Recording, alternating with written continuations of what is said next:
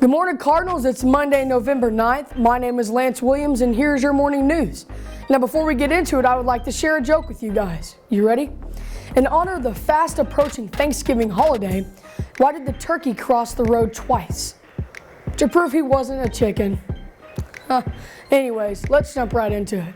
Today for lunch, we'll be having ham and cheese croissants, cheeseburger on a bun, baked beans, baked chips, fruit, romaine salad, fruit juice, and milk. Students, the sophomore class will be holding a Hat Day fundraiser this Friday. You must pay $1 to wear a hat. NHS will be having a meeting on Tuesday, November 17th at 7:30 a.m. or second lunch in Miss Rogers' room, C103. All members should attend one meeting. New members join or remind by texting the code on the screen. As you all know, Election Day was last Tuesday, and we at Farmington High School also participated in a mock election of our own. We all heard the results, but for many at our age, we may not fully understand in full detail every part of the election. Our own Josh Cartwright caught up with Miss Earnhardt and Miss Flora, who are the Student Political Association sponsors, to bring the light details on the election process and results to how Farmington High School compared to the state and national races. Good morning, Cardinals. My name is Josh Cartwright here with Farm Cards News, and I'm here with Student Political Association leaders Miss Flora and Miss Earnhardt to discuss an important topic for future voters' elections. So can you guys sort of explain to me what SPA is and what you guys do? Sure. SPA stands for the Student Political Association. We are a nonpartisan group that we have three goals: initiate, educate, and inform. We want to educate our students on who the candidates are, what their views are. We also want to initiate them into action. We did a voter registration drive because we currently have students who are 18 years old who did vote in this election, so it's important that they understand that. And we also want them to just know what the issues and the topics are. Where do you go to get your research? You don't just vote for somebody because your mom and dad did, or you don't just vote for a guy because you hate the other guy. Like, why? We want people to be able to actually answer questions and have civil discourse. So what made you guys want to do a mock election at the school? Well, we have several students who were going to turn 18. And so for people who don't know, you can register to vote on or before Election Day. You have like 30 days that your registration has to be in. So even if you turn 18 on Election Day, as long as you are registered before, you can vote. So we held a voter registration drive so that our students could be able to do those things. And so we think it's really important that they get involved, because if they have things that they like and they want to keep, they need a vote to do those things. If they have things that they don't like and they want to change, they need a vote to do those things. So how did the results at our school compare to the national numbers? So it was really interesting. So in our school election, President Trump won with 51% of the vote. Biden came in at 32. The numbers were different on a state level. Trump got 63% of the vote in the state, with Biden getting 35%. For Senate, we overwhelmingly voted for incumbent Tom Cotton, 64% of the vote. That was really close to the state numbers. He got 67% of the vote for the state.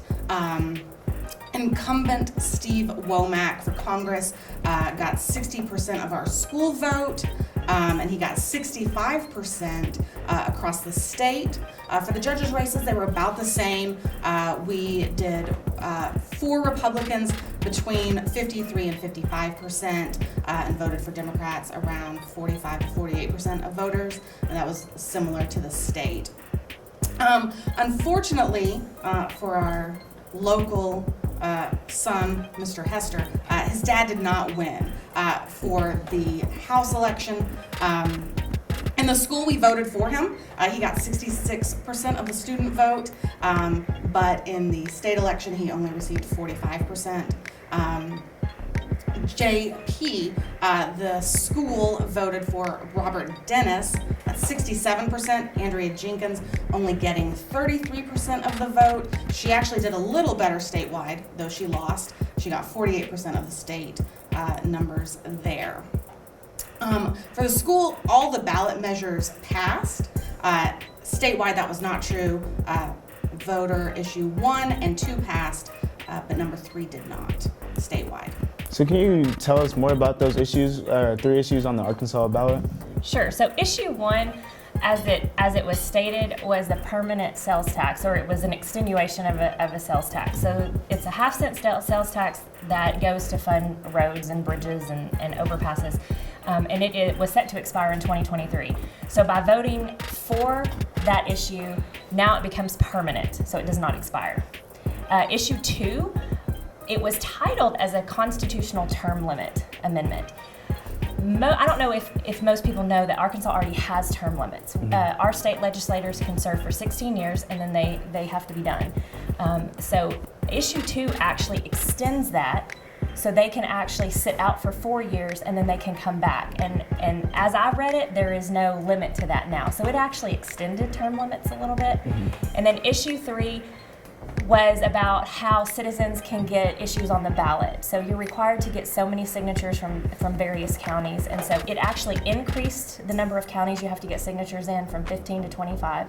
And it also reduces the amount of time that you have available to get those signatures. And so that one did not pass. Are there any interesting numbers that the school should know about? So this election was particularly eventful, numbers-wise. So Trump has gotten over 69 million votes.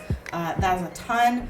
Currently, Biden has about 72 million votes nationally.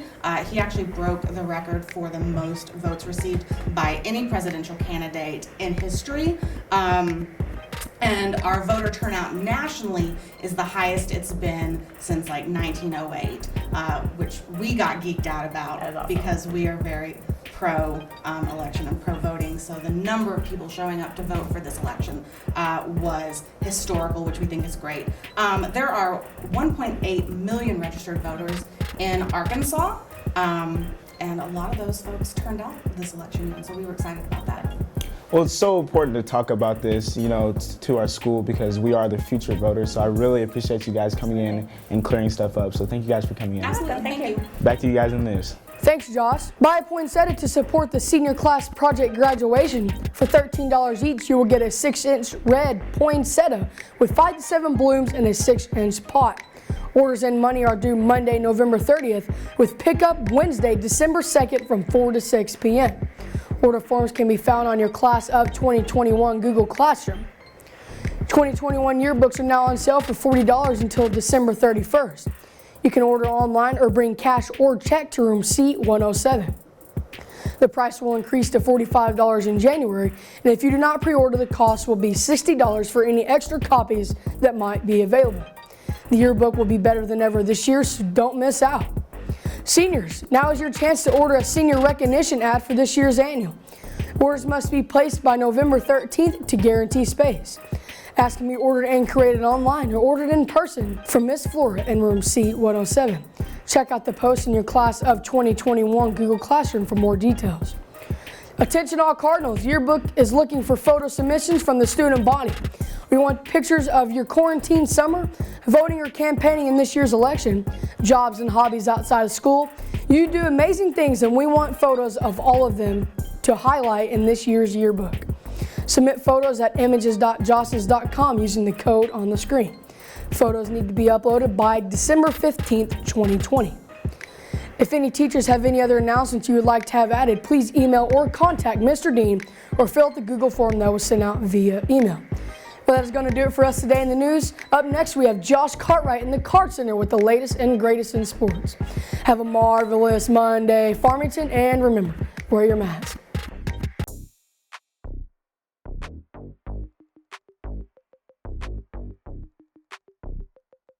Thanks, Lance. Good morning, Farmington. I'm Josh Cartwright in the Card Center, bringing you all the latest and greatest in sports. The Cardinal football team will be back in action this Friday night for the first round of the playoffs. The Redbirds will travel to Jonesboro to take on the Valley View Blazers. The game will kick off at 7 p.m. If you can't make it to the game, you can catch all the action on live.farmcards.org. The first basketball game is set for tomorrow night in the arena against Fort Smith Southside, with the varsity girls set to tip off at 6 p.m. The game will be followed by both the girls and boys teams squaring off against Providence Academy on Thursday here in the arena. The annual tip-off event is set for Saturday, November 14th, and the varsity girls and boys will be playing the Future School from Fort Smith. With the start of the season for both teams just one day away, our own Lance Williams caught up with Lady Cardinal guard Carson Dillard to discuss the upcoming season. Good morning, Cardinals. I'm Lance Williams, and I'm here with junior guard Carson Dillard. Some people know, some people don't know, but Carson Dillard is definitely a sharpshooter. So that being said, do you prefer to be an offensive star or a defensive star? I prefer offensive more because I have to create for the team and help everyone else out. And then defensive-wise, it wins state championships, and we need it. It's a big thing to the team. That's great. So this being your junior season, have you had any colleges that really have called you or that are interested in you? Yes, I've had a few, like Missouri Western, a couple from Nebraska, and a few more, but that's about it. So being a junior, how do you encourage underclassmen while still being encouraged by upperclassmen? I can relate because last year I was in the same shoes, and this year you just have to encourage each other because it helps a lot for the team, especially if you're having like a bad practice or a bad game. Yep. So the motto for the varsity girls and also the motto coming up for the varsity guys is family.